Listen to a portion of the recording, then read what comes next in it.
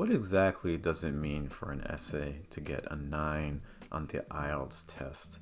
How do I know which areas I'm doing well on or which areas I need to work on improving?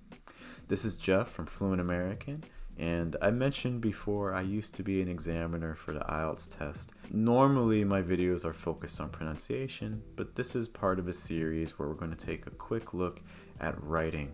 I'm going to take an essay that is projected to get somewhere between an 8 and a 9, and we're going to break it into the different categories: task achievement, coherence and cohesion, grammar, and vocabulary, to talk about why this essay could get a good score.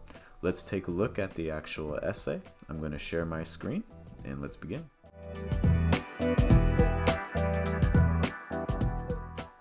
Hello everyone. We're taking a look at another IELTS essay, this one talking about advantages and disadvantages for an online course delivery, saying its impact has been negative as well as positive. Do the advantages outweigh the disadvantages? We just need to say, do the advantages outweigh them, or the disadvantages more prevalent? We're going to be looking at this essay through the same band scores.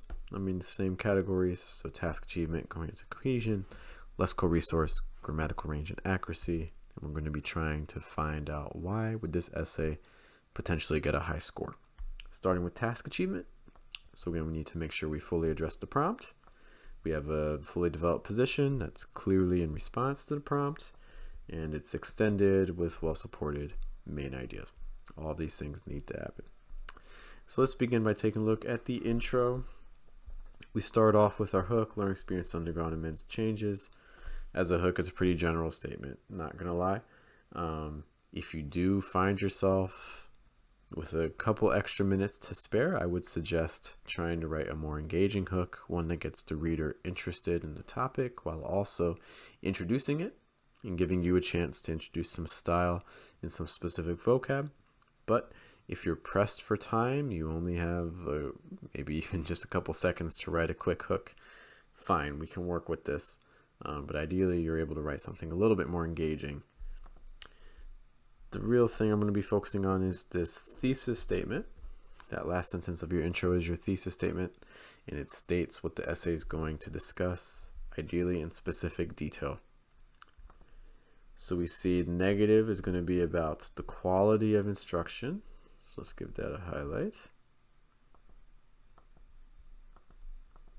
And then the benefits are accessibility and affordability. So we'll give that a separate color. Okay. Notice also it says undoubtedly offset. So we are favoring the benefits.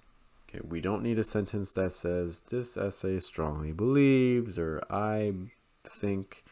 Those aren't needed because your opinion is already clear just by having these words right here. All right. So let's begin taking a look then next at our first body paragraph. So courses that are delivered online suffer from unqualified instructors, unreliable material. Okay, so this is all related back to that quality of instruction. So this is all tied back to what we saw in our thesis. This part here. Okay. And let's see. So we're going to be looking at unqualified structures and unreliable material. This drawback's more prevalent. Then they give a main idea to explain why this happened. Because there are no requirements. Fine. So we have a main idea there. For example, and then basically these other points are just going to be details explaining more about those requirements and things. I would maybe even suggest adding a note of that into the topic sentence, a note that this is due to basically there are fewer controls and checks on credentials.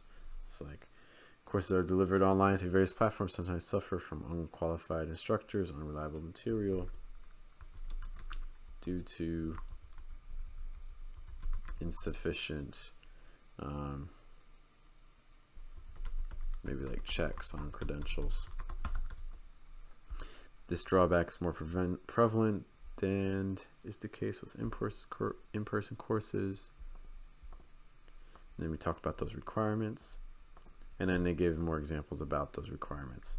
Okay, so online you can post things without even having any credentials, whereas in schools it's usually required. Great, so I think in general this paragraph works. Notice it only really has one main idea, but they elaborate on that main idea right here with two details as opposed to just one. Okay, so this is an option, especially if you find you're pressed for time. You know, having just a single main idea and then making sure you explore it fully. Do make sure you're answering the prompt though. If they're looking for you to explore, you know, multiple disadvantages or multiple advantages, then you'll probably need another main idea as well. Our second body paragraph. So we're going to be focusing on accessibility and affordability. Great. So give that a highlight. So they have a detail about that. So you can have internets wherever there's or you can use online education whenever you have internet and a device that can connect to it. Cool. So we have a main idea.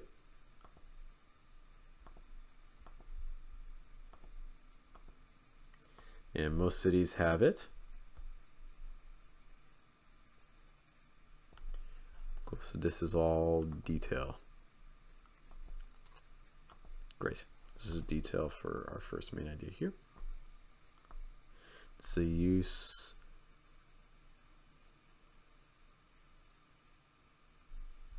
this is also tied into the previous point as well. Okay, so that's nice that they are able to squeeze in two details about a singular main idea.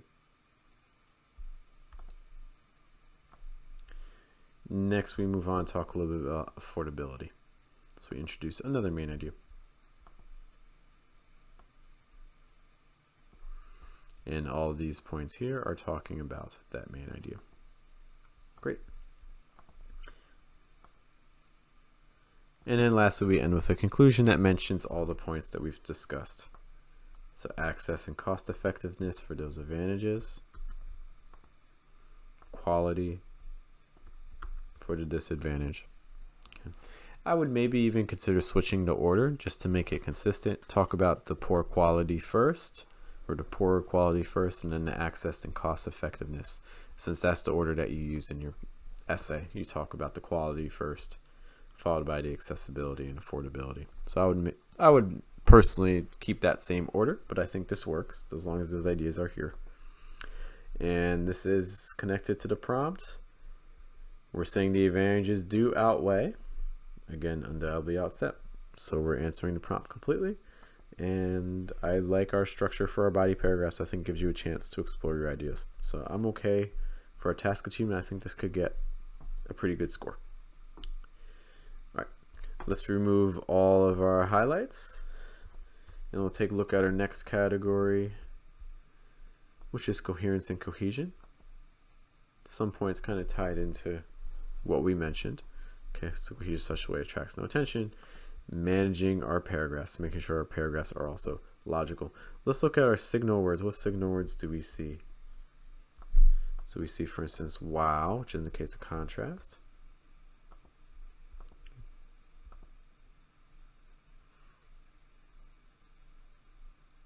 Because, showing cause and effect, for example. So we have an example coming.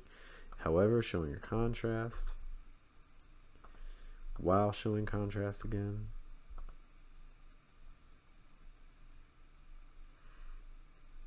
Okay, we have this phrase, that would mean, showing that we're going to clarify.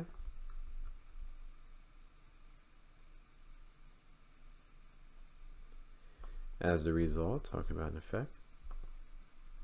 On the other hand, contrast. In conclusion, again, a concluding remark, sure I'm going to summarize. Okay. I'm sure there are more, but those are just the ones that are jumping out to me as I'm just doing a quick little scan. Okay, so you want to have some transition words. You don't want to overuse them though. I think the amount they have here is pretty good. Not every sentence needs to have a transition word. You can overuse them. If you overuse them, you're going to be looking at like a 5 or a 6 for your score. So just be careful with that. referencing going on. So are there times where we're kind of replacing concepts or ideas or nouns with a pronoun or a singular noun? So let's see. Let's compare traditional classroom to a virtual one. I guess that would be an example, uses of the word one versus the traditional classroom. Okay, that works.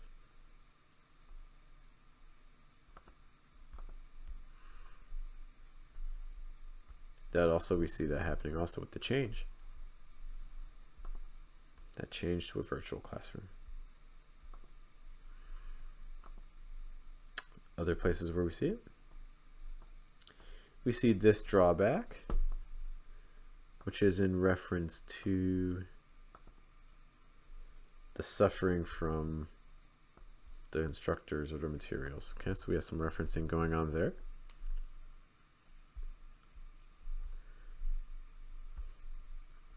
Notice here, so we have elementary mathematics. They refer to that later as just the subject. Great.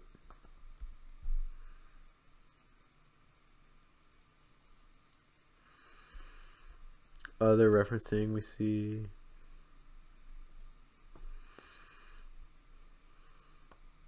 The use of the word this.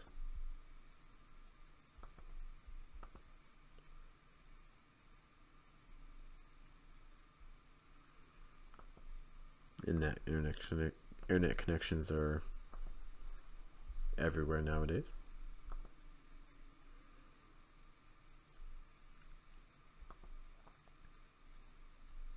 Okay, so those are some of the referencing things that I'm noticing just quickly. Other things that we mentioned for the paragraphs, paragraph structure, I think is good. So you end your intro with a thesis statement.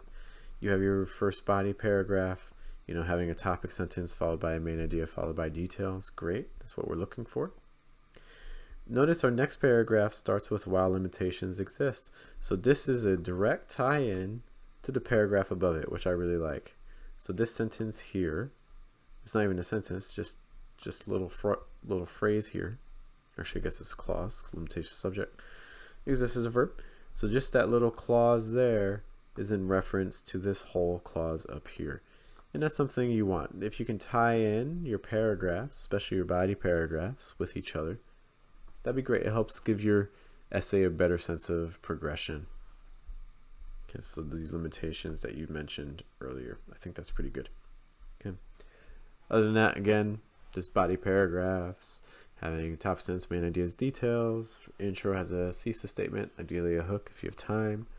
A conclusion summarizing, so we're following that general paragraph structure in a logical way. Let's move on then and talk a little bit about vocab. As soon as I remove all my comments here.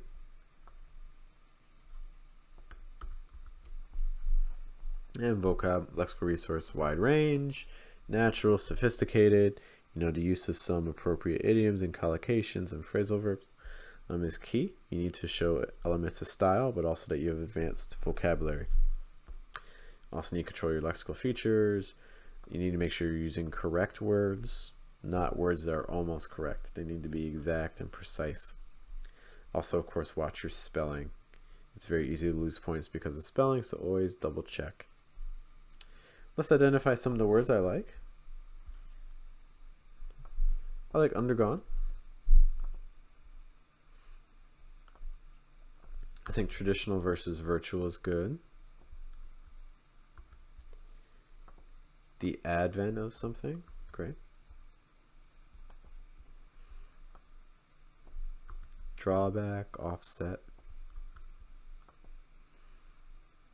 Delivering a course online, I like. Credentials. Prevalent. Gatekeepers.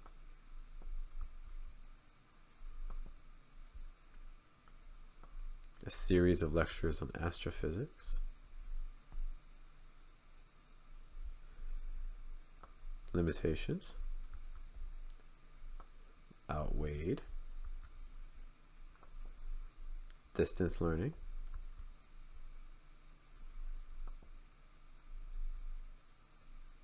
professional obligations,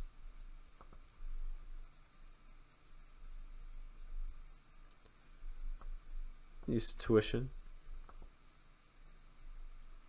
prohibitively,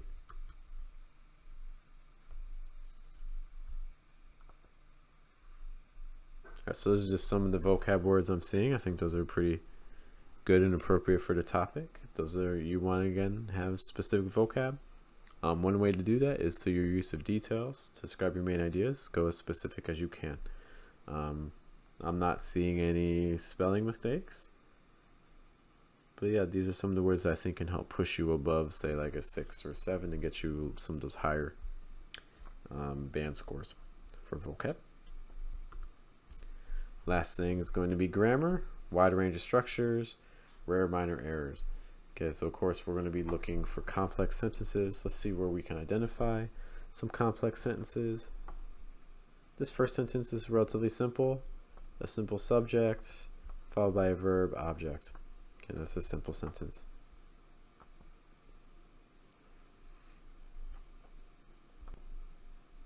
Our first real complex sentence comes in our thesis. While this has happened, this drawback is offset.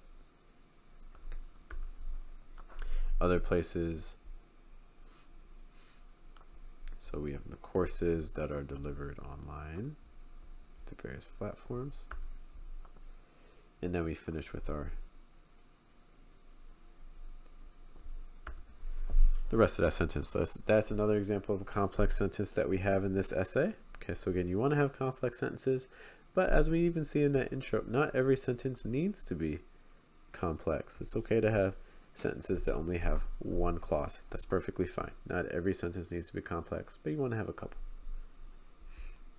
Let's take a look at how they're starting their sentences too. So courses that are delivered online suffer. We mix that up in the next paragraph. We start with this drawback. I like it. So our first one starts off with, again, kind of with an adjective clause. So like that are delivered. Second sentence that starts with this drawback. Our next sentence then starts with, for example. So we start with an example. And then the paragraph after that starts with a contrast. So I like it. Just in this paragraph, you have a pretty good range of different ways to start your sentences, which of course is something that you're going to be looking for. So I'm in favor of that. You'll see similar things below. So like while limitations exist, the availability is guaranteed. Then we start off with just kind of like a phrase, like in today's world. Again, starting with a pronoun, kind of like what we had seen in the paragraph above with the this. As a result, again, starting off with that end result. Okay. So again, just mixing up your sentence structures. Mix up how you're starting your sentences. Try to change your subjects. Try different expressions or phrases or clauses. So for instance, while limitations exist, referencing something that you mentioned in a previous sentence, like this drawback. So this drawback used as a pronoun can replace what came before it. You know, these are the types of things that you want to look out for and try to incorporate in your IELTS writing. You don't want every sentence to feel the same. And these are just some things that this author is doing to help push that score more. In terms of like grammatical mistakes, I'm not seeing much. And again, they have some complex structures going on, multiple clauses in some sentences. I think this essay would do pretty well on the grammar section. So those are some of the reasons why I think this essay could do well. For more information on this or our general pronunciation videos, I encourage you to subscribe to our channel or visit our social media pages to get updates on when the latest videos come out. Again, my name is Jeff. Thank you so much for your time. We'll see you in our next video. Take care.